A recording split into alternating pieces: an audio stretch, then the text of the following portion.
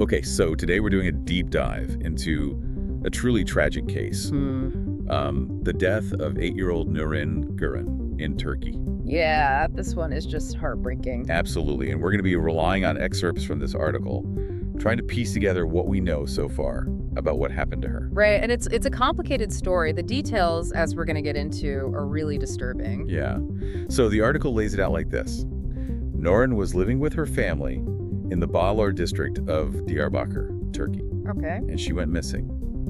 19 days later, they found her body, August 21st. Oh gosh, 19 days. You can imagine the search efforts, the hope that maybe she'd be found safe. Right. But yeah.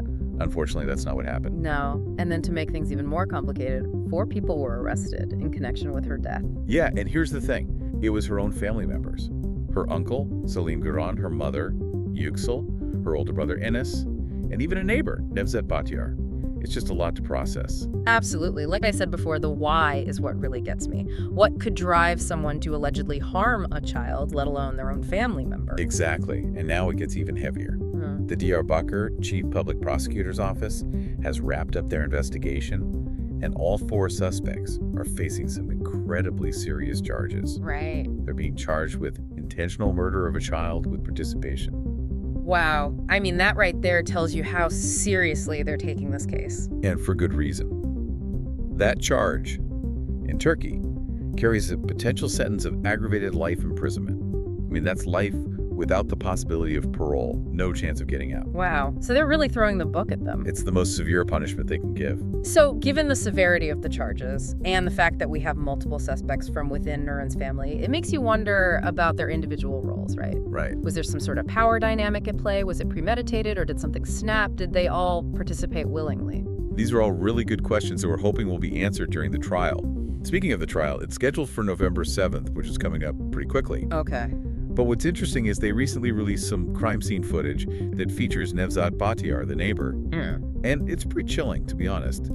You see him there, in handcuffs, recounting how he received Nurin's body from Selim, the uncle, in this place called Tavşantepe. Wow. He even describes how Selim used his car headlights to signal him. Wow. That's creepy. Yeah, this footage is definitely disturbing, but it could be crucial to the case. Right, because it seems to back up what Batyar is claiming and puts Selim at the scene. Exactly. It's like a piece of the puzzle falling into place, but it also brings up even more questions, like what happened before this? Before the body was transported, how did Nurin die? And where were the others, the mother and the brother, during all of this? Yeah, because we have to remember, this is just one piece of the puzzle, right? We're still missing a lot of context. We have this footage, we have the indictment, we know the trial's coming up, but we're still left wondering about so much. Like, what was going on inside this family? Was there a history of abuse or neglect? Or was there some sort of conflict that just spiraled out of control? We don't know any of that yet. It's a good reminder that behind all these legal terms and courtroom proceedings, there's a real family, real people. There's a human tragedy that led to this point, and we can't lose sight of that. Absolutely. And as we get closer to the trial, it's going to be really interesting to see how all the evidence comes together, not only to potentially determine guilt, but also to try and understand the why behind this horrific act. Right, because understanding the why, well, that can maybe help prevent something like this from happening again in the future. Exactly. And it makes me think about what justice even means in a case like this. Is it simply punishing those responsible, or is there something more? What would truly honor Nurin's memory? That's a tough question, and I don't know if there's an easy answer. But as we learn more from the trial, hopefully we'll get a clearer picture of what happened to Nurin and what a just outcome might look like, both for her and for the community as a whole. Absolutely. So much to unpack here, and we'll definitely be following this case closely. But for now, what sticks out to you about this case? What are your initial thoughts, and what questions are you left with?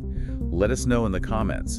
And as always, remember, this is just one case, but it speaks to larger issues of child safety and family dynamics that we should all be aware of. Right. We can all play a part in protecting children and creating a world where tragedies like this are less likely to occur. Absolutely. Thanks for diving into this complex case with us. Until next time, stay informed, stay engaged, and let's keep working towards a better future together. Yeah, because every child deserves to be safe and loved. Absolutely. And we all have a role to play in making that happen. Well said. We'll be back next week with another deep dive Until then, take care. See you next time. Bye. Bye.